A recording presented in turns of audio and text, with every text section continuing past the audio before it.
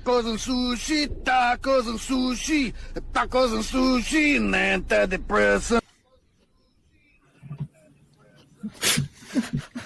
What a combo. And just like that combo, we're going to combo the last two games together into one episode. Welcome back to Leafs Late Night. I'm your host, Roscoe, and I'm joined by most of the gang here. We got Suthy, we got Steph the Fanalist, and we got the Galaxy Biehn himself. Beehner, how's it going, everybody? Do you guys need some tacos and sushi and antidepressants too? That's three things. Sushi's amazing. That's just two right now. Three great things. I was not expecting that video. You're like preparing this. I don't know what the hell you're doing. And then all of a sudden, tacos and sushi. And antidepressants. Yeah, I don't know. I just found that one today, and that one really, it really hit me in the Instagram's learning me. You know, like it hit me in that algorithm feels of like, oh, wait till you get to TikTok and you realize that all the Instagram reels are super fucking old. And, yeah. Oh yeah, they're just rehashed. So how about we start with start one, bench one, cut one. Tacos, sushi, and what's a good third one there? Shawarma? Tacos, sushi, and sure, why not? Shawarma, I think, is or like, how about we've added shawarma in conversations. Let's do like burgers and fries. Tacos, sushi, and burgers and fries, because I know there's all three of those things in one plaza beside my house. This is how you choose. Yeah. So start one, bench one, cut one. Who wants to start it off? Everybody is so active today, so we're going to start with Beehn. How about you? I'm going to have to start burgers and fries because you didn't get specific. There's no restrictions. And if you do burgers and fries, you're pretty much wide open for everything. If you're not feeling meat, you could even do a portobello burger. So I'm going to start burgers. I'm going to bench tacos because tacos are amazing. We actually had tacos tonight for supper. Nice. And then, sushi can go. Shame. Okay. I'm not a huge seafood guy. Yeah, I'm not going to... You know, I think there's a fair argument for all of these, so it's really going to depend on how you guys are going to back this up. So, Steph, you feel like you got something going on here. It's what are you hard feeling? because everything has such a wide range, and you can customize it to any sort of combination. You can even get sushi burritos, like a spin-off on, come on. Get out of here. I mean, hand rolls are one thing, good. But like a sushi burrito, come on. My heart lies with sushi, guys. Like, I'm a sushi fanatic. I love sushi, all you can eat all day long. I wish they had like nighttime places you can go to because they usually close super early and there's never a place open like at midnight or 3 a.m. And I think that would be awesome after a night out if your stomach can handle it. See, like with tacos, I'm not a fan of the hard shell. I like a burrito bowl nowadays so I could save some for later instead of eating a whole baby.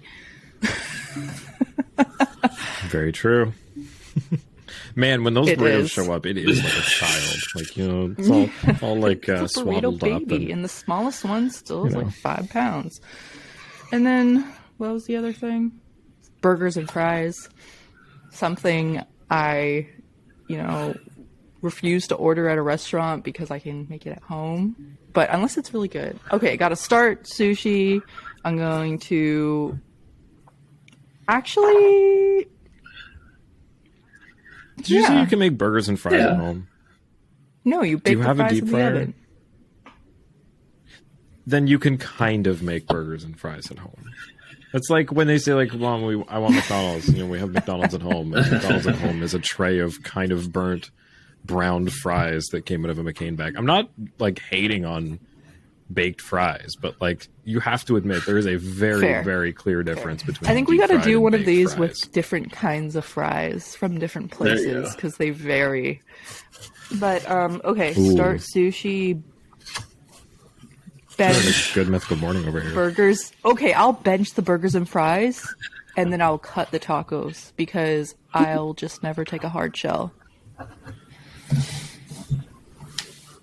See, hard shell is where you're not thinking of like going out for tacos. Like if you're going out and getting tacos, they're not hard shell. They're the soft shell little ones with like cool Yeah. stuff. If you're going authentic, at least.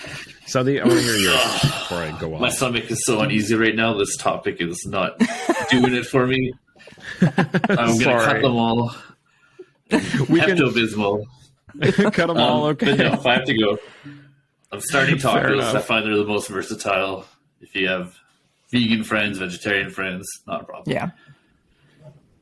Very good. This is a very good point. Burgers, I'll probably go on my bench. Steph is right. You can't make them at home. If you have an air fryer, you don't need a deep fryer.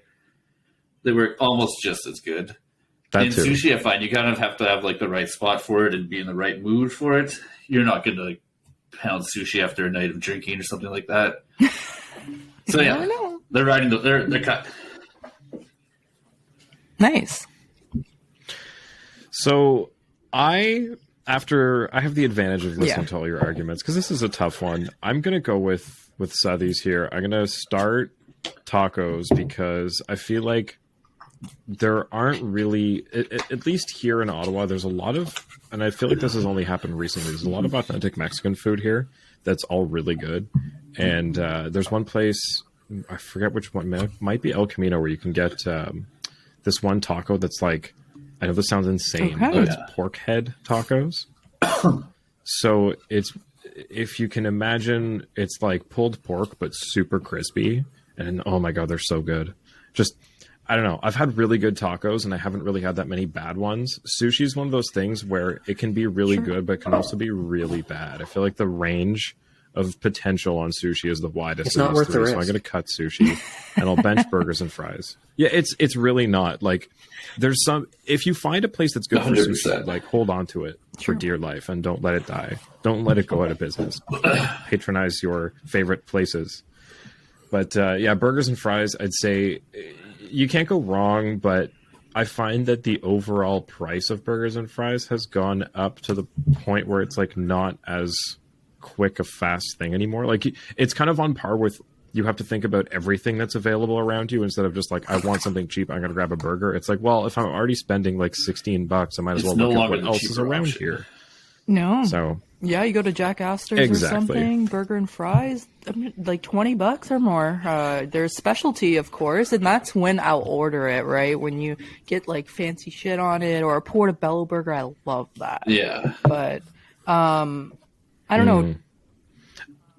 I feel like also since Five Guys came up, there's been a lot of these independent kind of chains of burger places. Like here we've got, there's this one, the Burgery around the corner. There's Burgers and Fries Forever, and there's, the Works and all these places that just do burgers. And I feel like they're kind of skewing the market to more expensive things, and it allows fast food places to justify like, we bumped it up to a couple Another- bucks more. Another Anyway, this reason is for not my what you guys come taco here for. cut, I just came to mind, is that I can probably count on one hand the amount of things I don't like to eat. One of them is cilantro. And I knew you were going to say that. I Oh. fucking can't stand cilantro, and it's made with everything. It's made in It's a every genetic thing. Mexican dish almost, and the second I taste it, it's like, it's ruined for me. So This is one I most of the time when people are like, "Oh, I don't like this," I'm like, "Come on, are you 5? Like, just you haven't had it made right, or you're just it's a texture thing, which I do get because I don't like certain things because of a texture, but like the taste of things, come on." But yeah, that's one that's a genetic thing, the cilantro. So I give people a pass on that. If it tastes like soap to you, there's nothing you can do about that.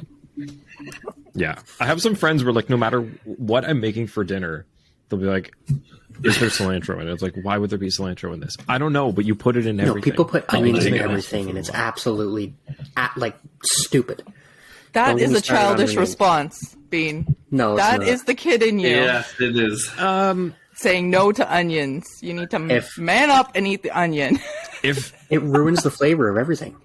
if people's cooking is not great and there's a bunch of onion in something and they're not cooking it properly and it's like basically raw onions, then that's a faux Do you like pas. onion rings? And I'm with you there.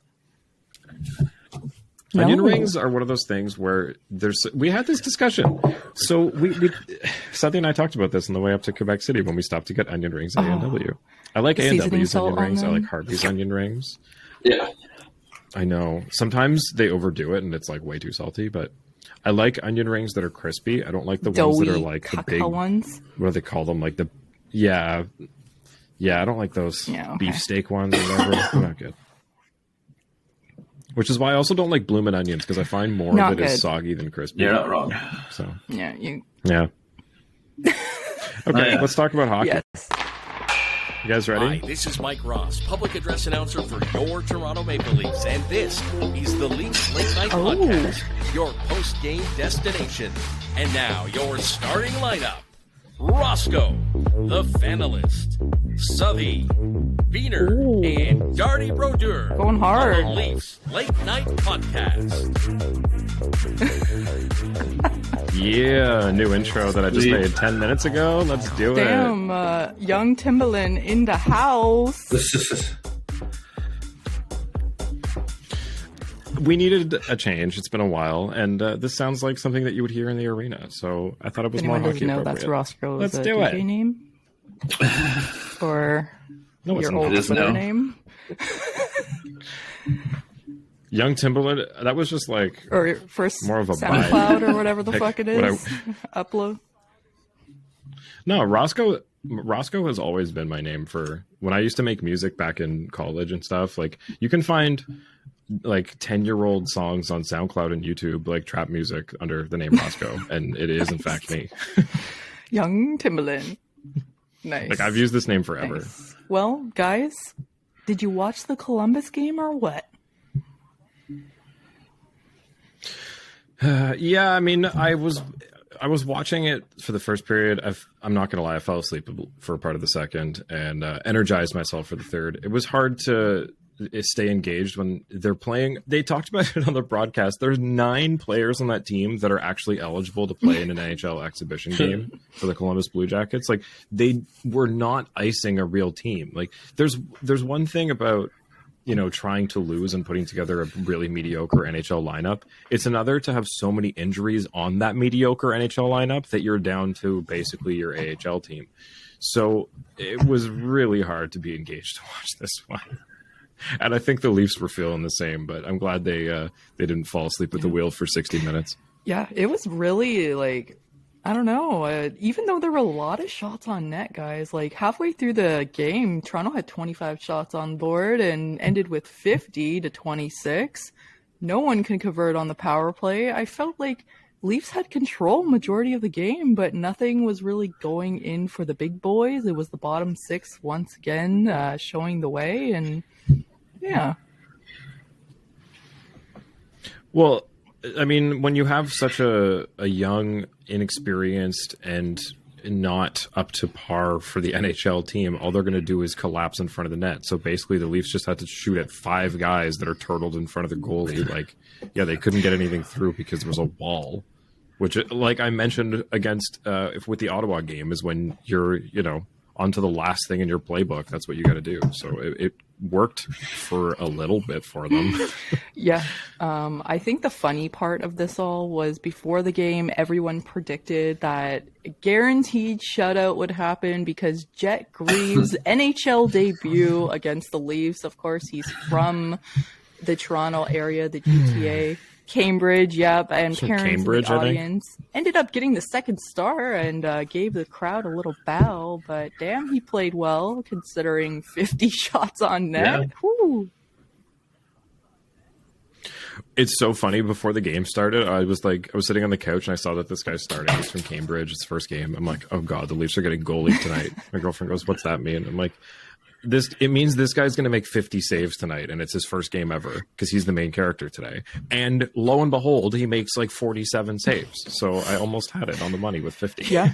And I guess Keefe going back to 12-6 and giving Abruzzese another shot, saying that he wanted to get a more familiar look at things. And since they've had a lot of different D pairings and they wanted to go back to what they know and clean that up, which I appreciated. The kid got another apple, which is nice. Saw a lot of talk on Twitter that he should be up more. Nick Apple. Nicky Alphabets. No. Nicky Alphabets is the best one. What's that now? His second career NHL Right. assist? How amazing is that? Wasn't that his No, first I think he's assist? got more than that. It was his second. Oh, No, he last year Oh, he that's had what it was, one yeah. goal and that was it. And this year he has 2 assists. I'm a game behind.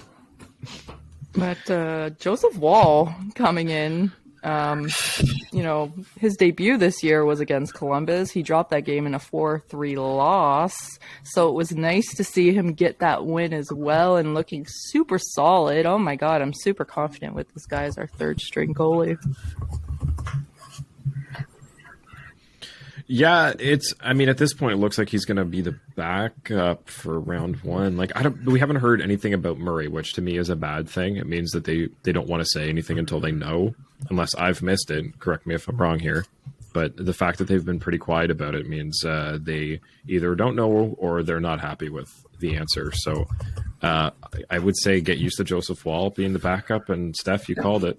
Game 1, round 1 is going to be Elias The Samsonov only starting. update I've seen, which was Tuesday, Keefe said that it's a head injury. He's day to day. And when the media was pressing about concussion, he straight up was like, I think I already answered your question.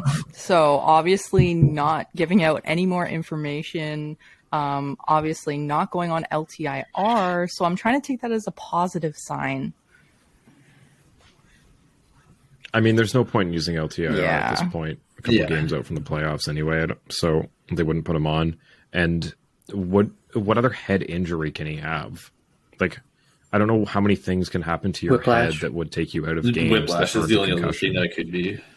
Yeah, but wouldn't you call that a neck injury? I Like, feel- if you're being pressed on it about a concussion, would you not say it's a neck injury They're not instead going of to say That's anything okay. at head this point injury? of the season, I don't think. No, if I remember correctly, I think Pat Quinn used to it's somewhere on his body. Like Yeah, Just- body injury. you just say something, right, to try to shut them up. Well, that's what I mean. The fact that they said it's a head injury, like, what else could that mean? It sucks because the guy's had a bunch of them, and this is not the best time for it to happen. But hey, Sammy's been playing well. Wall's been playing to- well. You got him as insurance. To all you so keyboard warriors out here we there, are. because one of my buddies is one of them, and he's been messaging me and is driving me absolutely insane. Yes, Murray has had injury issues this year. I get it. One, we didn't give up anything to get him, so it was worth the risk. We actually got paid to take him. Two, it's totally his fault. Someone took his legs out and he fell and smashed his head off the ice. Like, give your head a shake, people. This was a complete... I want to ask something about that. Sorry. So when it comes to your stick, you have to be in control of it at all times. Why is it not the same responsibility when it comes to players falling on their own volition? Like, if you spill and you take somebody else out and they get hurt, like, why is that not treated the same way as not being We've in seen control of your that stick? called as tripping earlier this year. The fact that it wasn't a trip or a goaltender interference or anything is just beyond me. Yeah, Okay, so it should be. It just absolutely. wasn't. There was a couple different Got things it. they could have called it: Cool. interference, goalie interference, tripping, whatever you want. Yeah. Especially because you got pulled out, like, whatever. And, of course, they're not going to go back and review that because they only do that against the Leafs in the most random times in regular season games, like tonight. But we'll get to that later. Man, yeah, no, Murray, it's totally not his fault. How do you? It's like a bowling ball coming at you, and you're not even looking. It's coming at you from behind, and it's a fucking strike, okay? And it's a strike for the other team because they're taking out our supposedly 1A. Yeah. So I guess what we should talk about from the Columbus game is Michael Bunting v. Boone Jenner. I mean, that was kind of the talk of the town. It was just so much pressure has been placed on Bunting to, like, everybody wants him to keep his cool after everyone's like, great, we have a rat, it's Marchand Light, this guy that's going to get in there. And now everyone's like, oh, look at him letting himself get pushed around and not retaliating because, he's on his best behavior. Like, what the fuck is going on? Like, I called this when he was drawing the most penalties in the league, however long it was ago in like November, December. I'm like, oh, well, it's great. Michael Bunting's never going to draw another penalty again. It was a little delayed, but here we are, April, and Michael Bunting is never going to draw another penalty again, it seems. And all the refs are doing is when he gets pushed around, they wait for him to retaliate, and then they'll put both of them in the box, but they will never only put the other person in. Like, yeah, he forces people to go to the box, but like we started noticing about a month and a half ago, is the other person will go to the box and Bunting goes to the box. Sometimes he can get two guys. Remember, he got that double kill where he went to the box and brought two people with him. But normally it's 1-for-1, and this is becoming a bit of a problem. So I think the Columbus game was the first time where we saw him subdued and with the shot collar on, and it's not good for his game. Biehn, you're laughing, but that's exactly what it seems like. He's got the cone on, like he just came out of surgery. You got to go a little more humane here. My one friend, they had a dog that used to bark all the time. Instead of a shock collar, they had a citronella collar. So instead of shocking the dog when they barked, it would just spray citronella in their face. Yeah, I've seen those. It's really hilarious when you put it on one of your friends when they're drunk. Oh my god! Oh my god, that's amazing. Oh, I don't know. Can you put other things in it? Like, damn. It just sucks when, there's a scrum going on and Bunting is clearly the one getting jabbed at and pinned against the boards or flat on the ice or whatever, and they're reaching for him as though he's the vicious one or the aggressor in the situation. I think during the Columbus game, it was right behind the goalie, Jets net there, and like Bunting's surrounded by 4 or 5 guys and they just reach in and grab Bunting, like, even though there's people punching at him and punching at his head, like, they don't even look at them. It's like, guys, make it obvious. Don't do that. I'm almost at the point with Bunting where it's like, just go full Binnington, lean into it, just like be so over the top that it's like, fine, I'll go down, but like I'm going to make this a spectacle. Instead of this, like, well, like, what the fuck? Why am I going to the box too? Like, just go 0 to 100. I don't give a shit. If you're gonna get tossed for 10 minutes, you might as well. Like, everything's evening out. He's getting away with a lot of calls. We're drawing a ton of calls earlier in the season. The refs, obviously, we're getting pretty pissed off about it. So if he's just, playing it cool till the end of the regular season, and then the refs acknowledge, all right, he kind of wasn't such a rat at the end of the season, they might reset it as the playoffs start. So that's kind of my logic for what he's doing here. That's not a bad point. What I'm concerned about is, like, in the playoffs where they're not calling anything, Bunting's going to be, 6 calls in the whole first round. Like, it's just going to all be him going to the box for dumb shit that nobody else is getting called for. During that game, on Roslovic's goal, they flat out said on the bench that Footy hand passed it to him and literally looked at him and was like, that was a hand pass, huh? And then went on and scored the goal. So how are plays like tonight getting reviewed based off the crowd's reaction, which is totally illegal in this sport? Like, I don't get it. That's what it seems like, is if the crowd and the team are throwing up enough of a fit, then they're like, oh, maybe we missed something. It's like, that's not how this is supposed to work. Like, just because a team is, trying not to get a fine or not to anger the refs for their next 4 games or whatever it is, like, or they've been told to watch it, the other team's going to go off and now they get a review in the middle of the 3rd period in a regular season game at the end of the season in April that barely means anything for either of these teams. Yeah. Like, what are we doing? That being said, though, we've seen this now a couple times. If this is going to be basically like the new standard where if there's a stoppage in play and the in-arena staff is showing the replay on the Jumbotron, where the refs kind of all nonchalantly skate off to the side, talk to each other, pretend like they're talking the play over, and then glance up at the screen to make sure they got the right call. I'm okay with it. Yeah, because like Really? at the NBA in the They're last, like, hey, last 2 guys, minutes, come here. Like, yeah, guys, come here. any close how's your call wife? How's your is kids? automatically reviewable. Exactly. So if that's the same as they do in the NHL, I'm not opposed to it. Obviously, didn't go our way tonight, but it could in the future. It actually did go our way because that should have been a camp. Yeah, I mean, this being an That's true. You're right. Sorry. Edwards made sure that that was heard. But in overtime, I don't mind it because that's when you're actually, a call like that could alter the game. What I have a problem with is they did this at like the end of the second period in that Leafs New Jersey game. They went back and reviewed a penalty and changed it and was like, what? Why? It's like the beginning of March and this is the end of the second period. Like why is this one that we're reviewing? Like this game, this is not meaningful. Like why? If you're going to set the standard, then it's every time or it's never. Like that's my problem. If you're going to do a good thing, do it every time. Like there's so many things that should have been reviewed that could have altered the outcome of games. And I think all those people are looking at this going, what the fuck? Why now? Yeah, it doesn't really make sense why they randomly started it. But like I said, if this is because this is the last, week and a half, 2 weeks, we've seen this multiple times, not even just in Leaf games. So, like I said, if this is going to be a new standard going forward, not that they're going to purposefully stop the play, but if the play is stopped and they have a chance to look it over, that might not necessarily be such a bad thing. Okay, so let's take a little quick break and do a trivia question. How about that? Can you guys name the top 10 goal leaders this Just season? goals? Just goals. Are we taking turns or just... Collectively, if you guys can put together the top 10. McDavid's first, clearly. Pasternak. McDavid, Cooch. Yep. Or not Draisaitl. Cooch, Pasta, I meant, sorry. Pasta is correct. Draisaitl, correct. That's 3. And in order. Nice. I don't even know how many goals Cooch has, but Cooch is maybe, normally like- more of an assist guy.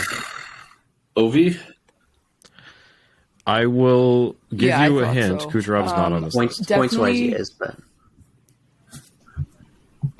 Point is number 5. definitely Ryan Nugent-Hopkins. No? Okay. Nope.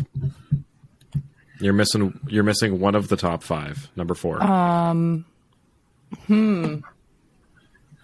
I've mentioned he's a Tage Thompson. dark horse goal scorer that nobody notices.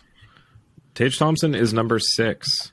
Number 4, the William Nylander of their team. Not the first person you'd ever think of when you're thinking of this team. Probably not the second and probably not the third. But this person sneakily scores a shit ton of goals and has carried some of my fantasy teams. Oh, you mentioned him last episode. Pasta. He's number 2. Oh no. No? No, it's oh my god, I'm drawing a blank. I don't know. Rantanen. Colorado Avalanche, Oh my Mikko God. He had Rantanen. 48. With 49 goals. So Braden Point 48, Mikko Rantanen 49, Draisaitl's 51, and Pasta's got 57, McDavid 62. Thompson, you got any chance you guys can get the Robertson. 7, 8, 9, 10? Yep. Robertson is 7. Nice. These guys are There's a all lot really of high close too. scoring You guys think- this year. This is embarrassing. Point. Yeah, Matthews I scored 60 just keep before it was thinking cool. of point totals, not goal totals. Yeah, same. Yeah, Braden Point was number 5. You guys got him. So McDavid, Pasta, Draisaitl, Rantanen, Point, Pettersson? Thompson, Robertson. Nope. They are Hughes. all Eastern Conference. Hughes is number 9. Kachuk. Correct. So you're missing 8 and 10. Matthew. Nope. This is embarrassing. Did we Wow. say Ovechkin? Ovechkin is number 8. Well done. And Crosby. this one, I don't know if you guys are going to get. This is a Verhaeghe. really strange one. Oh. Yeah. Verhaeghe. Nice. Damn it, That's a good Steph. one. Well done. congrats, guys. You have named the top 10 goal scorers this year so far. I mean, there's only a few games left. Some of these could change, though. There's only 2 of them are tied at 40, Hughes and Verhaeghe. Ovechkin's got 42. Robertson's got 43. Tage has 44. So it's a tight race there, but far and ahead and far and beyond. I don't know what I was trying to say. McDavid's got 62. Do we think Pasta's going to hit What's he 60? at? Probably. They got 4 more games. He's got 57. Yeah. 3 goals in 11 4 in the last games. 11. So they'll try and feed him. They'll try and feed him to make it happen. Yeah, I can see him scoring 2 goals in a game. That's true, actually. Just need the one. Empty netter. Yeah. I can't believe there's, what's that, 113 goals between McDavid and Draisaitl? Yeah. That's crazy. Speaking of the Oilers, now that team, first time since 1995 and 96, have 3 100-point players. So Holy shit. Ryan Nugent-Hopkins. Who else has 100? He's having a great Quietly. year. Oh my God. That's why I guessed him, because I couldn't remember if he was just purely assists or whatever, or he secretly, hit 40 or quietly. Yeah.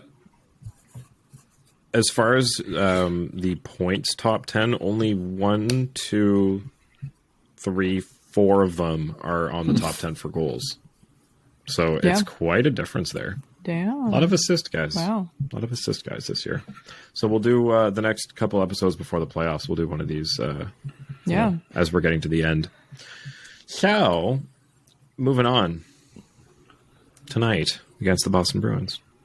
Or Steph, you think you have something you want to say? Just, I guess, Toronto had its Pride Night, guys, against Columbus. Just because we gotta talk discussed about it that. before, and the Leafs finally had theirs. I honestly don't have much to say because we've said so much about it this year. I just thought it was interesting that, the Leafs have never had a jersey on this night, and I was kind of looking forward to some cool threads, like a artist coming out. I know there's still artists, but maybe the opportunity to purchase a jersey, kill me, right? But they had the helmet decals, the t-shirts, everyone did it except Sammy, and he didn't even play. He was on the bench. So, we mad? I don't know.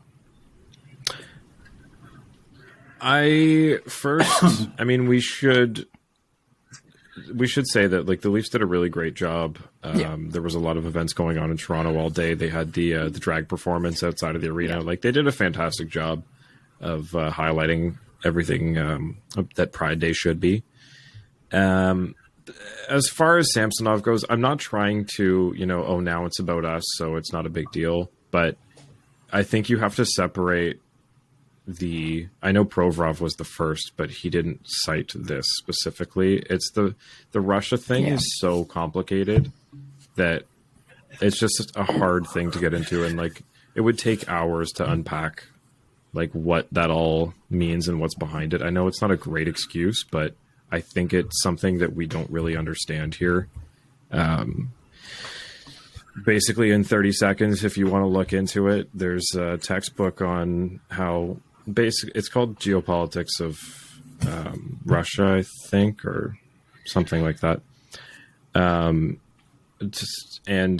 They basically outline how to sow instability in other countries, and this is one of the ways that they can make people mad at each other and tear each other apart. This is how they do what they do. This is part of propaganda. It's making people mad at each other and argue over things from another country away. So I'm not gonna unpack all that. He didn't really seem to come out with a bullshit statement either. He just kept quiet about it. Yeah, and it's not the first team that's said, the Blackhawks did it out of, for safety of their Russian players. And, I might be kind of a hypocrite right now because I probably said different things about the Blackhawks doing it and it was an excuse, but I don't know. The more I've thought about it and the more that it's happened with players like Stahl and guys that that are just using their religion as an excuse. Yeah, if you got family just back home in Russia, like a different maybe it's a whole different dynamic for you. So it's hard to speak on that. The one thing with the Leafs, though, is they still did. Yeah. Like, they didn't just shoo the whole day under the rug. Like you said, there was a lot of events throughout the entire day. Like, it's not like they tried to use it as an excuse to completely get away from the day and the idea of the day. Yeah. Yeah, and I mean, the teams that have... there's a lot of teams that I think have gone under the radar that, you know, haven't had anybody sit out Pride Night. You know, they're not getting enough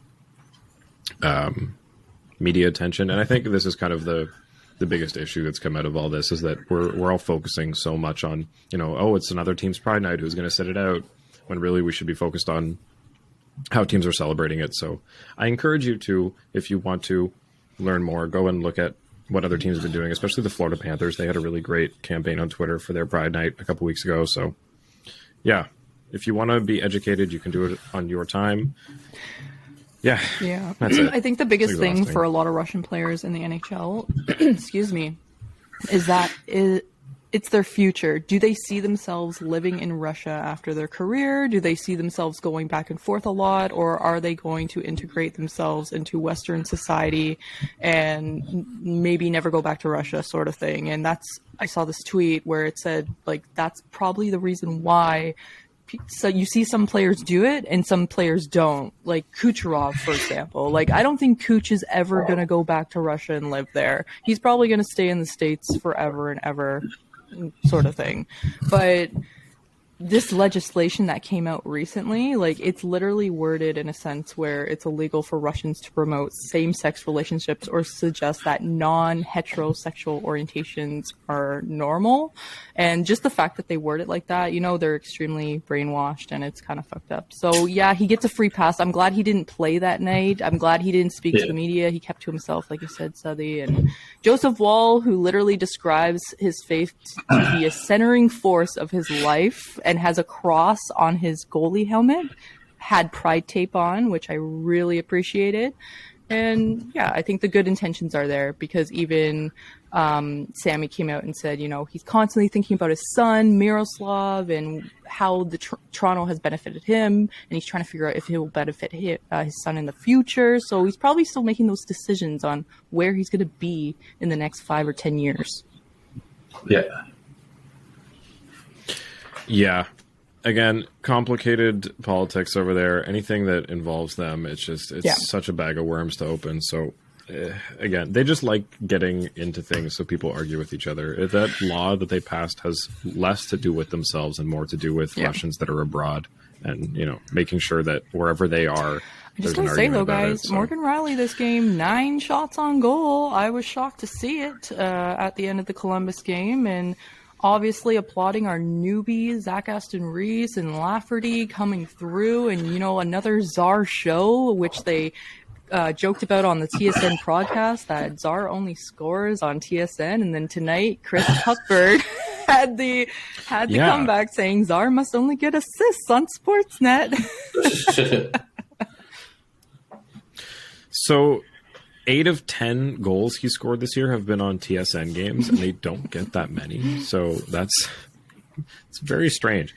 Also, totally forgot that Zach Aston Reese was on a PTO. He was not a signing straight out of the free season. It was on a PTO, and this guy worked his ass off to get here. So congrats to Zach Aston Reese for setting a career high. Came in and took the spot from points, I believe. Yeah, that whole line's looking really good right now too. Like that's going to be a heavily relied upon line going forward into the playoffs. Who else did they have that besides Albe Kubel that we've moved on from since the beginning? Malgin, but he was already here. There was somebody else, wasn't there? Hunt. Who's like Gaudette. Well, Hunt, we got for Malgin. Gaudette, Right, Gaudette. That's the other one. Thank you. I knew there was somebody else. I forgot. The Nick Ritchie of this year. But happy to see Achari come back for a second game tonight. And Ryan O'Reilly, the Factor, finally joining the Leafs after being out since March 4th. Oh my God, over a month, guys. Like, it feels like it's been forever. But hey, I thought he played pretty well tonight. At least his finger's still attached to all of it. Just the tip. God, Duchesne, I keep thinking about that. Sorry to bring that up again. Fuck, that's so insane. Okay, yeah, so Rhino's back. I have jelly beans. They're really good, sorry. No apologies necessary. Okay. I only have, if you can see this, I'm going to spill them all. I only have like the Ew. different white ones left, and I can't tell which are popcorn, which one's vanilla, which one's coconut, and they're all kind of gross. And one of them is banana split. The worst ones for last. I'm like, yeah. We'll do a start one, bench one, cut one of all 100 colors of these fucking jelly bellies. Anyway. Also, sorry. What were we talking about? Ryan O'Reilly. Ryan O'Reilly? One thing that changed last game that continued to tonight was that Marner and Nylander have been playing on a line together, which is something we never see with the Leafs. It's usually Matty and Nylander, JT Marner, Marner Matthews. It's never Willie and Marner JT. So, what do you guys think? I mean, they were mentioning on the Casty cast that Marner's been the one that's really been leading the offense in terms of, generating plays and finding those passes and things. So somebody who's been struggling as of the last, I don't know, probably going on a month now with Nylander, who was at one point just far and ahead the top scorer on the team. So I think it's a matter of just getting Nylander back on track. Yeah, but trying different things too, especially with O'Reilly coming back. There's still going to be a bit of line shifting going on, so why not see what you have while you have the chance to do it? Yeah, I like the idea of and the practice of O'Reilly. Fuck, that's gonna get used to saying O'Reilly again. Almost forgot he was even on the team. Ryan O'Reilly being the third line center instead of pushing Tavares to the wing. I mean, it's something that we all kind of expected. At first, it was fun, but we can't really stack the lineup in the playoffs that way. Why can't we? I think it makes more sense to have three. I mean, you can, but I think it makes more sense to win faceoffs all the way down the lineup. You're going to see both versions definitely going on to the playoffs. Like, depending on how this series is going, or even how the game is going, Riley's either going to be centering, or you'll even see it maybe up on the first line too. 5 minutes left in the third. They reunited JT and Ryan O'Reilly after Ryan O'Reilly had that awesome 3-goal game right beside JT on his line and hoping to spark something, right? Tonight, the game was super tight. I mean, speaking of the dot, Leafs lost that 45 to 55%, and no one could score on the PP. Yeah, we want to talk about the power play. This is something that I was like, yeah, it's fine. Even they showed it was, 7 for 28 in the last 11 games. I'm like, okay, that's exactly 25%. That's not awful. But then they went 0 for 3 tonight. So it was just adding to that count. The number just keeps going down. So it's starting to get a little concerning because it looks like they're trying everything and nothing's working, which, for a while, it's when you look at the shooting percentage and it's like, oh, it'll even itself out. They'll get back up there. But I'm still waiting for it to get back up there and it's not happening. I'm not overly concerned. Like, it kind of goes in spurts, right?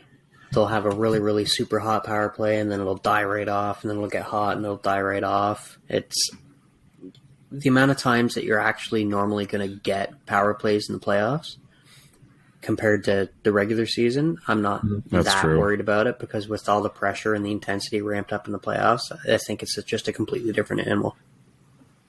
Not to mention with O'Reilly coming back now too, it adds such a different dimension to their second power play unit, which obviously hasn't been a thing in the last month and a bit.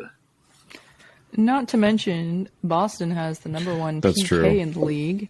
They're also they're good on the dot. Well, they're second, we're third. But hey, I thought in the first period, especially, Leafs were not winning their puck battles.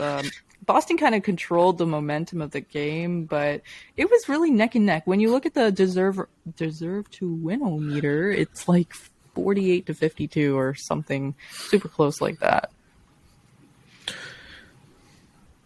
Well, I mean, Boston's a juggernaut, so anytime it's like, oh, well, they're placed this year, it's like, okay, well, of course they're like first or second in everything because they have like 61 wins. The one that was funny was they're like, oh, Boston's 41-3 or something when they score first, and they're obviously first in the NHL when they score first.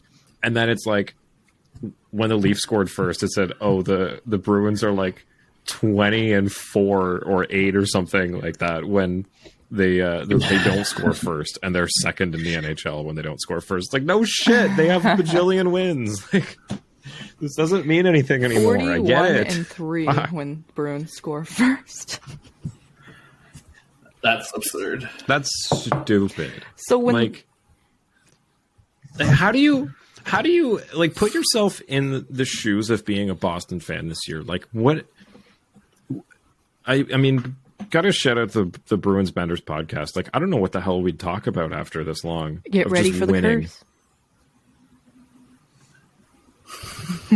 Oh man, I hope they get the President's Trophy curse, man. It's not fair. Like, this team shouldn't be good again. It's not. It's like if Pittsburgh, they just re-signed everybody for another run this year. It's like if Pittsburgh pulled 61 wins out of their ass. It just doesn't make sense. But, I think the Leafs have really collected enough players to be toe-in-toe, if not better than with the Bruins, honestly. I mean, tonight, seeing Lafferty have his first fight as a Leaf against Greer, not backing down. Oh, that was... I don't know, I just... I'm glad I got the instigator penalty there, because that was insane, man. I'm so tired of like clean hits and then someone getting jumped, and it's like, oh well, they both go for fighting. He had no choice. Greer skates up in his face, drops his gloves off, and starts punching him in the face. It's like, okay, I mean, I guess that's 5 for fighting on both of them. I'd call that assault. If you don't like something, take a number. Next shift you're out there, or next time down the ice, run them through the boards. That's how you do it. Yeah, this like immediate pinning him to the boards and, oh, we're fighting now. It's like, good on Lafferty for dropping him, because like he was backed against the wall and not expecting that at all, because that was a clean hit that ended big because of where they got hit. Like, it was along the boards, wasn't boarding, it was clean. I thought Luke Shin and Garnet Hathaway were going to go at it for a bit there, because those are really two big boys in this league, and that would be some UFC shit. I don't think they'd let it happen, but it's what you want to see before you go up against Tampa, because they got a bunch of guys that are going to do shit like that, where there'll be a clean hit and they're going to not like it and jump in, and to have basically someone on half of your defensive pairs and half of your offensive lines that are going to retaliate immediately, that's a little comforting, especially because we've never had that going up against Tampa. Did anybody see the score? They got destroyed 6-1 tonight. 6? It was 4 last I checked. heard. Maroon and Giroux or Jeannot left the game. Oof. Potential injuries. Yep. Oh no, really? Maroon. Oh baby. I mean, I'm not like happy for people getting Cernak, hurt. But... Sorelli, Hagel, Jeannot. Yes. Wait, they're all hurt? Chris Johnston, injuries are piling up for Tampa Bay Lightning with Sorelli, Hagel, Jeannot, Maroon, Cernak, all currently on the sidelines. I don't know if you guys saw any highlights from that Florida-Ottawa game tonight, but man, I want to know how many penalty minutes was from that game, because the only people who didn't fight were the Tkachuk brothers against one another. Oh! I didn't realize that WrestleMania was in Ottawa. Right? On ice. WrestleMania on ice. Did you guys see what happened to Tanner Jeannot? Don't watch for the faint of heart, don't watch the video. He's not coming back this year. Okay, God, now I gotta watch it. Oh my fuck. Okay, describe it. Holy shit. I can't show it. He hits a guy along the boards, and like as his leg is underneath him, and as he's going down, he lands full weight on his leg and snaps it. Like below, like his shin, like below his knee. Snaps. All the best to him in a speedy recovery in the off season. Then, fuck, that sucks. Yeah. McAvoy out. Doesn't look anything too serious for the Bruins, but damn, I mean, I gotta agree with Elliot Friedman tonight after the game. The win for the Leafs was no Here, let me see if I can pull it injury. No injuries tonight against the 100%. Boston Bruins, and we're healthy. We have Ryan O'Reilly activated. I mean, Simmer and Abruzzese had to go down to the Marlies. It's fine. But, you know, we're healthy. We can run at 12-6, you know, replicate the playoff lines, and good to go. Besides Murray, of course. Okay, here. Actually, I can pull the video up because it's on Twitter, so I can share that. You guys got to see this. It's bad. I mean, this is... I'm scared. Okay, so here. Mayfield, tied up, leg, flat down onto that leg. Like, Crack. It's so awkward, and then just 220 Mayfield just on top of him. However, like 230, however he weighs. Oh my god. Yeah, I mean, I hope he's okay for next season, but yeah, he's that looks like he's done. Yeah, it doesn't look good. So maybe we didn't have the worst luck with O'Reilly breaking a finger At that time period, Jeez. too. Knock on wood. Yes. Okay, Yeah, knock on all the wood right now, guys. knock on wood. It doesn't make me feel good to, like, if we go up against Tampa and win, and everybody's going to put an asterisk on it just because they do. If there's, like, the entire Fuck lineup that. gone, fine. I'll be happy that they won a round, but a part of me will be like, yeah, but a bunch of guys were missing, and I'll hold that into the next Because the round. Leafs have But never no matter gone what, into everybody's- playoffs without someone being hurt, right? Like, I admit, Everybody's always going to put an asterisk on it when the Leafs No, and do anything that should be worthy of an applause. Yeah. Like if I agree. I'm just saying the amount and the weight that those names carry on that team. There is a percentage of me that's going to feel like that kind of sucks for the Lightning because, you know, they didn't have their full lineup. It wasn't a fair fight. Like, you know, you want to go into the playoffs thinking that, you know, you came out because you were the better team, not because the entire other team's like second and third. no one lines gave were us an asterisk when Tavares got hurt or when our goalies got hurt or anything like that. It's being a better team No. sometimes also means resiliency. But we didn't win. Being able to play, being able to continue to play. The only time I could even get on board with anybody giving an asterisk if the Leafs advance is if Vasi goes down next game. He can't play a single minute. That's the only way in my head that there's any justification for any kind of asterisk whatsoever. Okay, so you are at least on like a bit of this. Like, this is what I mean. I'm not putting an asterisk on it. I'm just saying a small part of me with Sorelli, Chernak, Hagel, Jeannot, all of them down, and Maroon. A part of me is like, At this point, I haven't seen the other injuries. I haven't been following the Lightning too closely because I don't want to go down that rabbit hole of trying to figure everything out because we're going to play them and we've known we're going to play them for the better part of the entire year. yeah. The only one I really see not coming back is Jeannot. Yeah, maybe these guys are just sitting until the playoffs. Yeah, Who I don't knows? buy the I could whole eat all Vasi this. thing or not enough players and we feel bad for them. Hell fucking no. No. Because if they won the cup without Vasilevsky, it would be a whole narrative how this is the best team in the whole fucking world without Vasilevsky, and like they would be honored even more. If Leafs did it without and did it with Shalgren all the way, they would say, oh, it was a fluke, easy routes, everyone's injured, blah, blah, blah. Like, I don't know. That's what I'm saying is it doesn't feel as good if we beat them and their entire second, I'm going third to feel lines are just gone as good. than if we were to. I'm going to feel good, but there's a little part of me that would have wished that we beat a healthy Tampa team just so that they have nothing to come back with. Because that's I guess what I'm preparing for is all of the arguments from the Tampa people. So to give them absolutely no ammo, that everyone was there. There and they will still be lost, something though. That's It'll what be. I want. I don't want to Toronto hear had all this Toronto shit had home about ice, so the these guys league weren't favored there. them with calls or something. Like, there's going to be something. There always is. Oh, Then don't play him for you're right. 60 There's always games a gonna be year. something. If you're so worried about Vasi's health, then don't play him every single fucking game. Like, there's other options. You have Brian Elliott ready. Like, I don't know. I don't buy it, man. They've already gotten so many free passes, and they've literally rigged this league, it seems, to the point where we've talked about it, they know how to get away with shit.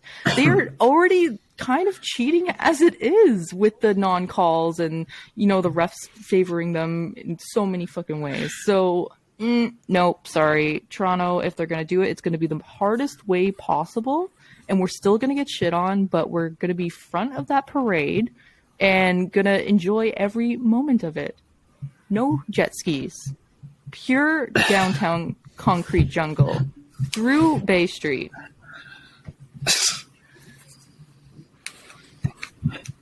You're right. I'm Sorry. Fine. Let's go to questions. I was looking for a fun sound effect to play for questions, but I don't have any. I'll get that for next time. Okay, so first we got Mike the Fanatic. What is it going to take to light a fire under Nylander in these playoff-style games? He's been incredibly frustrating to watch tonight. I was watching the American broadcast for the Columbus game, and they were calling him Nylander. Nylander? I don't know. They were saying it Nylander. They were just saying it so weird. It was like it wasn't incorrect. Was it but Bally just Sports? emphasized very strangely. At least they weren't calling him They do that. Yeah, and it was the it's Bally so one. annoying. Nylander. Gotta say though, I did not listen to Jack Edwards, and I'm so happy. I just read about the shit he said online, and I'm like, no, if I had to listen to Jack Edwards for 2.5 hours, I'd probably lose my mind. So I had to switch because my stream kept cutting out, and it's weird hearing somebody that's such a homer. Like, we don't get that experience here. Just hearing him screaming like, what? Kampf should be going to the box. Why is the Kampf going to the box then? He passed it with his hand. How come they're not sending Kampf? He better get two. He better get two. he literally said, and I just read about it in a tweet, someone on the broadcast said, that's not a call, and then Jack's like, for Toronto it is. I'm like, shut the fuck up. Sorry. Okay, I'll stop. I mean, Yeah. When that one started, it was so funny. He goes, oh, I think they're blowing this down on a hand pass. Wait, they're calling a penalty on this hand pass. So that's probably on David Kampf here. Wait, this is on Boston? Like, it was so funny hearing him go zero to to 1,000. circle back to Mikey's question, I don't think Yeah. you're going to see a fire under his ass for the rest of the regular season. I'm pretty sure he's in coast mode, but he is the one player I trust more than anybody to turn it on in the playoffs because he's shown us that he can do it. He is planning his outfits for walking into the arena for the next couple of games. And that is about But as much it thought as he's would putting be into these nice games. to see him activate with Marner on his line for the first time in history and, show us what he can do like he did in the first 50 or 60 games of this season. The only, I agree with him not doing too much just for injury's sake, but Nylander's not the type to push around. He's a fucking floater type. Like, he's a perimeter skater. player. He runs away from any sort of, I don't know, aggression. So that excuse is kind of, I'm just giving him the benefit of the doubt right now. I know it's so frustrating, Mike. I'm with you right there, but with the amount of injuries tonight alone in the other game, I'll take it. Yeah, I feel like Nylander's, we've talked about this, Nylander's the kind of guy who's just going to turn it on when he needs to. Even though he was born in Alberta, he is very much Swedish. He plays like a European player, and we love him for it. Next up, Joe Diamond at Diamond Joe 1983. Okay, Justin Hall. Do you think he's elevated Absolutely. his game lately? I do. Biehn, don't look too unimpressed. Okay. We agree that Justin Hall has been doing real good to the point where he was trusted on that shorthanded, the PK in the overtime, right? It was Hall, Brody, and Kampf. Keep Look, we know he's responsible in the PK. It's that he's not making glaring mistakes. I wouldn't say he's playing amazing. He's just not playing that's noticeably pretty bad. much the politest way to put that. He has been playing better, but he has definitely not been playing great. I'm not willing to label him our best defenseman by any means. Oh no, that's not the conversation. Oh no. But No. was Gustafsson back tonight? I didn't notice. I thought he No, was. and Speaking of No. defense, sorry, Steph. no, go ahead. Is anybody else get this weird, comforting feeling, like nostalgia?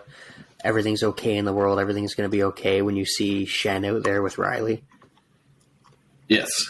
Like even if they have a horrible shift and they play it's horribly, it's like merging the two generations, like the horrible teams that Shen was stuck on, the horrible teams that Riley started on, and then now this team, merging them together. There's something about it makes me really nostalgic, and I really love seeing it. Yeah, it's like a crossover finale episode of some superhero show where like the original person comes back. It's like, oh, you used to be the Flash and now I'm the Flash, and like you're coming back to help me with this like mission because like Spider-Man No Way Home. I need the OG here. Exactly, it's bringing everybody in, and I love it. It's a multiverse. I did notice in the third period, though, in the second half, it was Riley Brody back again, and I guess Keith just juggling the lines and such. But just the update on Gustafsson there. He took warm-ups during the Columbus game because his flight got in too late, so they wanted to get him the most ice time as possible. So he took the warm-up and kind of teased us. But then he wasn't in the lineup tonight. He was at practice yesterday. Lily got the cut tonight with the 6D. I don't know. Maybe we see him soon. I'm glad Shin was in tonight against Boston, that's for sure. But unfortunately, the Charlie Coyle goal was, it started from the Shin clearing attempt, which, what's his name? Carlo. Did you see Shen made a point to say that the Leafs need to use the glass more to clear the puck out? And then he tries to clear the puck off the glass. And I got to give it to Brandon Carlo because I tweeted this. Dude made a Kevin Pillar fucking Superman jump catch on that one. Like, that is not something that most hockey players would grab. That dude got like a solid foot of air on skates off the ice and caught that puck like top of his And reach. dropped it. That is not and got easy it with to a do. stick. So everybody Yes. that's like, so everybody that's like, oh, that was a shitty clearing attempt by Shen. 99% of the time, that's out of the zone. That was like the 1% godly catch that no player makes on a daily basis. How tall he is. Like, how many times have you seen Riley do that and he misses the puck like every time? Like, that's not something that most defensemen can pull Brandon off. Carlo is 6'6". Nice catch. What? What? 218. Yo, how much does he weigh? So 218, and he can still jump like that in full gear and catch that thing. That's impressive. But I did not know he was that tall. See, again, that's 6'6", plus skates, plus his reach. That clearing attempt, 99% of the time, is going over 7.5 feet in the air, no doubt. He jumped up and grabbed that. Maybe 8 feet in the air, right? Like with skates, 6'8", 6'9", with the reach. Exactly. Oh my god. So if he's 6'6", that means his one arm is 3'3", so that's 6'6" Take the plus hat like off. Another 2.5 feet. Ish. 8 That's feet. 3.3 minus his He also head. made a great play to keep it on side too. So Like, yeah, that was dude- just straddling the line. Like 9 times out of 10, the coach is not going to be mad at that play. I just love that we're just trying to figure out how high this guy jumped. So he's like, okay, but the play Someone- though. Like, let's talk and about the they play. said white man can't what jump. happened? Nah, he's tall. He's tall and he jumped. Damn. No, that was a great but unfortunate play for the Leafs because, of course, it fools Samsonov on this coil shot. Of course, it's always their bottom six that breaks the ice. Last game, it was the bottom six that I had to watch live. Beat the Leafs 4-3. Man, But our bottom six, hey, can't complain. Sam Lafferty, man, like this guy is heating up. I love to see it. Yeah, and I mean with the fight and you see the aggression and hat trick. The goal. It's a good tight checking game too. Like it had a bit of a playoff atmosphere to it. Yeah, apart from the Leafs' really, again, abysmal start, like the Bruins were all over them again. They could not get a shot off and just turnovers and neutralized. Like that's the thing that's most concerning. Because again, if you, it's the mistakes. Well, I mean, they went from 1 to 36 shots pretty quick, but it's the mistakes like that if Tampa takes advantage of that early on, you're already fighting back from behind. But did anybody notice the 36 shot then went back thing to 22 real on quick. Sportsnet? It went from first it was when they were at 1 shot in the first period. It went to 36, and everybody on Twitter was like, "Did y'all see that?" Yeah, we saw that too. And then it didn't happen for a while, and then all of a sudden in the second or third period, it just was like it was like every other minute it kept jumping to 36 shots. I'm like, okay, what the fuck is going on here?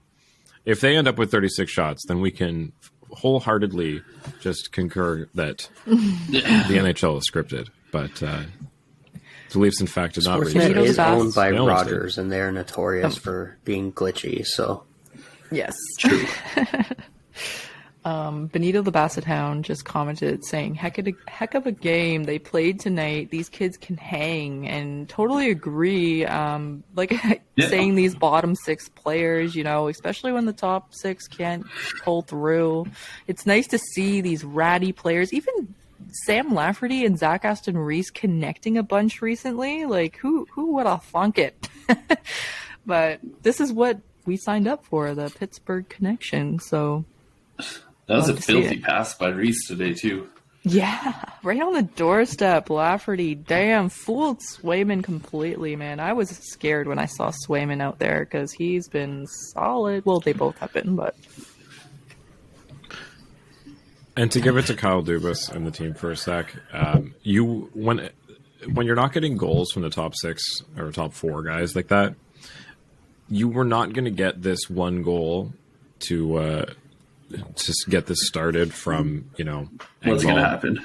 Or Malgin or Abe Kubel or Gaudette. Like, the changes that have happened even since the beginning of this season to adjust to what wasn't working was really fast. Like we had to think of who the fuck Adam Gaudette was, because the problems are solved so quickly. Like if this isn't working, okay, let's flip him for something else. Malgin became Hunt, became Zahorna. That's not even factoring in the fact that, their plans going into the season, a lot of that was riding on Nicky Bobby coming in and progressing. 100%. Yep. Yeah, really. Had to readjust, reassess as the season went on. Sorry, Suthy. And honestly, I love to see it because we predicted so many things. Murray, right? And I know we have a question about him. And it's like, it's so sad when the season ends and you have to tear the team apart because of cap. And, I remember questioning with you guys with Gaudette and was it too soon? Should they give him a chance? But hey, Dubas knows best. They have scouts and analytical people for a reason. And look, and I'm glad that Pierre Engvall is scoring now that he's got an opportunity on the Islanders. I forgot where he went. And Sandin's doing well in Washington. Like, we knew if they were given a role, they were going to do well. But they didn't have that role here. They weren't going to get that role here. And we found people that are good in those roles here. So I am content with this roster, especially now that Achari and O'Reilly are back. I would love if Matt Murray was a healthy backup, but we'll see where that stands. And with Joseph Wall playing the way he has, shout out to Czar for his dad joke in the media scrum. I don't know if you guys caught that. What did he say? They were asking what he thought of Joseph Wall's game and how he's been playing, and he's like, yeah, he's been a brick wall for us, and then smiles and starts laughing and turns around and leaves. No. But no, with how Wall's playing, I'm more than confident in the Leafs goaltending, especially behind Sammy. whether it's Wall or whether it's Murray, whether it's Sammy, I'm pretty confident. And then we've seen many different things from everybody up and down our lineup that just give me more reassurance going into this series. And then after Saturday, like the last 3 games of the season, we're probably going to have Matthew Nyes on our team. He's going to the championship now, and once that game's over, that's another huge addition to the depth chart. Yep. Yeah, I was just going to say they advanced tonight by 6-2, beating Boston. So Yeah. Minnesota We both got will to beat face Boston tonight, but, Quinnipiac you know. in the final. Yeah. Quinnipiac. I'm sorry, who? Somewhere Where in the is States, that? I don't know where.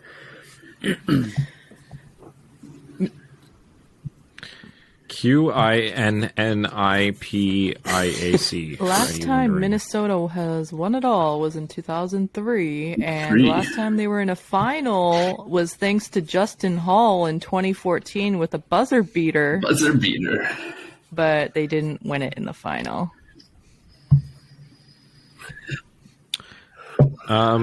It's a private university in Hamden, Connecticut. Okay. There's only 9,000 students there. Like what? Okay. Okay. Okay. Well, I guess they got a good sports system because of being a private school and all. Athletics. The Quinnipiac Bobcats, previously the Braves. NCAA Division 1. Yeah, and the Leafs have... Jeez. Except... Oh, here. They play NCAA Division 1 and Metro Atlantic Athletic Conference, except for men's and women's ice hockey teams, which are part of ECAC hockey. I don't know. Eastern College Athletic Conference. It's just like 300 colleges in hockey. Holy shit. Yeah, the Leafs actually have 2 prospects on the Minnesota Gophers. They obviously have Matthew Nyes, who had an assist and 3 shots tonight, and then they have Mikey Koster, who had a goal and an assist tonight as well. Nice. Nice. All right, who we got Habs next? on Saturday. Panthers? Canadians. No. Habs. Habs on Saturday. Now, just Hockey night touching in a little Canada. bit here, Steph, your Generals are still alive. What was the score? I know they Yeah, played what's tonight. going on there? Well, Yeah. Apparently you don't Trust fuck me. with Oshawa. Yeah. so they didn't do very well I know. tonight because Ottawa won 9-0 Should have tonight. known. But, Oh, then they're 3-1 in the nice. series. yep, So they're done, are they? they're right on the brink. Okay. Damn, 9-1. I had friends at that game. So Kitchener... how do you win 7-0 and 9-0 and lose a game in Yeah. between that? London knocked Owen Sound out tonight with a 5-0 win. Kitchener beat Shane Wright and his Spitfires with a 5-1 win. So if Spitfires are done, Bust. Oh shit. I don't know if I'd go that far yet. Shane Wright sucks. Ty Voigt, Just kidding. Leafs He's prospect, great. and his Sarnia Sting are up 3-1 over Guelph Storm. Good. And yeah, Nice. But yeah, I couldn't believe, like, just watching the game, Ottawa was skating circles around Oshawa. Like I said, they didn't get a shot on goal until halfway through the second period. So then when Steph sends me, oh yeah, by the way, the next game was 2-1, and then Oshawa won the game after that. Like, what? It's how? It looked like a Pee-wee team against an NHL team when I went. Like, I don't know how they lost a game. Must have been in Oshawa. Yeah. Thrown off. This secondhand smoke just made everyone high. Yeah, they probably got threatened. Probably got threatened between the first and Probably. second period outside. That I wouldn't be surprised. See, I'd feel bad, but Steph Oh my god. agrees with me on this stuff. Oshawa's I used to live horrible, there, so I guys. can Like, say don't this. move here. and Topi Niemela has a goal and an assist in his first 2 games with the Marlies. Yes. Oh, Nice. nice. you think we'll see Niemela and Hirvonen. the other one next year? They'll probably Hirvonen. still, Training camp. unless there's major changes over the off season, they'll probably still have to marinate a little bit down the Marlies. Marinated finish. Do we have time for that Tasty. last Forward. Nice. question, or save it for next time? It was a start bench. Oh, what's cut the question? Oh, our friend Mikey Oh, I G missed that. is taking a note from Chris Hurley. So, start bench cut. This is very difficult. The Simpsons, Family Guy, and South Park. It's not difficult whatsoever. Okay, so not difficult. We're gonna start Family Guy. We're gonna bench South Park. We're gonna Absurd. cut The Simpsons. Oh, everyone's offended. You're too young. Yeah. No, I'm not. I'm just taking into account that there are 43 seasons of The Simpsons, and You are 7 starting of them The are Simpsons, good. you're So benching South Park, and you're cutting Family Guy because it's just a knockoff of The Simpsons. the only difference is Family Guy has been consistently funny for the last 14 seasons or 15, whereas The Simpsons has not been since 2005. And it's still on the air. I'm taking into account the amount of unwatchable Simpsons This is seasons hard. that are available on Disney Plus. If we're talking nothing after season 9 happened, I would say the first 7 are gold. Then the first 7 seasons of The Simpsons during what would be the first 4 or 5 seasons of Family Guy, hands down. So Simpsons is 89 better. I won't to budge. 96. South Park. I'm just gonna say South Park. I haven't seen enough of it. I've seen a few episodes, and it's funny. I just never got into it, so that's why I'm gonna give it the benefit of the doubt that what I have seen is good, and it's been on forever, and they're good at commentary because they can make an episode in a week. So I'm gonna bench them, but I'm starting Family Guy because I don't know. So I like they- I like Family how Guy. you're I always talking have. about 30 years of unwatchable stuff in a city that has the Senators. They have the 67s, though. No, but Do I it's just host fun. a Sense podcast? No. So, what do you guys think? No, Suthy? starting The Simpsons, then 67s South are Park, older. and we're cutting Family Guy. Oh. Simpsons, Family Guy, South Park. Starting Simpsons, benching Family Guy, cutting South Park. I say this is hard because I appreciate how much the Simpsons predicts. And it's OG, right? OG to all what we're talking about. Simpsons came first, and I've started watching it from season 1, and I'm still on season 1, but it's so hard. Only show to start Right? their pilot Yeah, with a Christmas yeah. episode. Fucking dog, dancer, whatever. But Santa's Little Helper, yeah. Santa's what Little are you Helper. thinking? I also appreciate all the references from Family Guy, and they're more up to date. Well, I haven't watched any new Simpsons, keep that in mind. So this is bias right now. And I kind of reference a lot of Family Guy in my normal speak. So, and then I will South Park's say- just so funny and crude, and also I like the confidence and absurdity in Family Guy. Their confidence to break the fourth wall and be they'll comment on what they're doing in the episode. It's been on long enough that they can be wait, are we actually doing this? This isn't no. Scratch this. This guys, stop for a sec. This is not this episode, and they'll redo something, or how they'll bring in a clip from some show from Or the 60s ladies and play it gentlemen, for 2 minutes. Conway They're Twitty. yeah, fucking you're. Well, the Conway Twitty was the first one, but there's one that they just did recently where they play this show from, it's the entire intro and into the episode of some show from, I think, the 60s or 70s.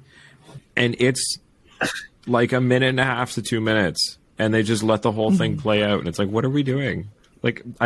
Part of that's what gets me about that show is just the absurdity. Simpsons Their has been Star doing Wars the same thing episodes for are too top long. notch too. They definitely have that going for them. Oh, okay, yeah. I'm gonna start Family Guy, cut Simpsons, or no, start. Oh no, this is hard.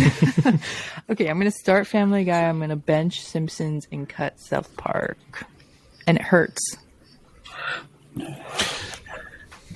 South Park's one of those ones where every time I see it on TV, I'll put it on, and it's an episode that I've seen before, and I've only seen like 10 episodes of that show, and there's hundreds. For some reason, it's always the same ones that are on TV. I've seen Make Love Not Warcraft like 35 just like times. yelling in a Cartman voice. It's a great what episode. What can I say? It's the best thing ever. So. Yeah, I picked a weird time to try to get back into it. I was like, you know what, I'm going to give South Park a shot. And I start an episode, and it's like the whole intro is, you know, come on down to Integrity Farms. And I was like, what is happening? I picked a really weird time to jump back into this. Oh, now it's going to be stuck in my head. I got some weed, and I don't know what's going on. Well, The problem is from all three shows, there's such that. quotable things, right? Like you can reference everything. 100%. So it's so Oh, yeah. hard. But thanks for the question, Mikey. That's it. Thank you. Okay, we're out of here. Have a good night, a good day, whenever you listen to this. And go Leafs. Go.